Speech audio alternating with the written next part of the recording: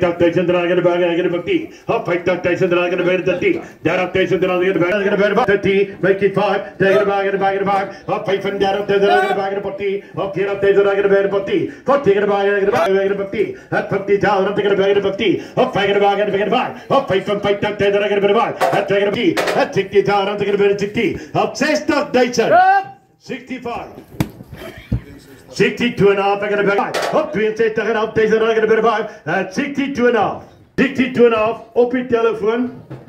62,5 ladies and gentlemen. Ik ga die bord toemaken. Ben je Jan Vossler, all done at 62,5. Dit is ons 66ste productieveiling op die Gargerus. En ek dink is een van die beter ramme in die tydperk wat ek moet skape boer. Die ramse lammers doen besonder goed en ons het 'n hele klompie oeye wat gaan lam van hom.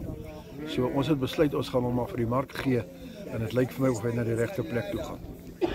Jan, jy het 'n goeie prys gekry vir hom, R62,500. Hoe vergelyk dit met jou vorige beste pryse? Ja, nee, ek het al hoër pryse as dit gekry, maar ek is baie tevrede vir die omstandighede wat ons nou in is met back and claw en alles. Die boere in ons wêreld het nie gestroop gekry nie, so ons sou heel wat beter gedoen het as dit dalk anders te was. Jan, dit was jou 66ste veiling. Dit is 'n besondere mylpaal, moontlik die langste onafgebroke veiling deur 'n privaat persoon in die land. Ja, dis korrek. Ons het doen baie moeite met ons teeling en ons dink die ouens wat hierso ramme gekoop het sal regtig waar tevrede wees.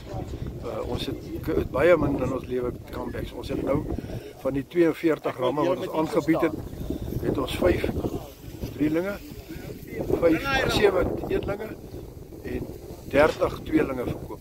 En dit is almal binne in 'n maand se tyd gebore. So dis een groep ramme, net een groep ramme.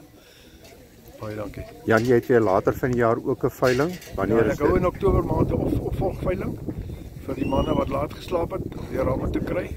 So ons sal dan die 4de Oktober sal ons weer 'n veiling hou.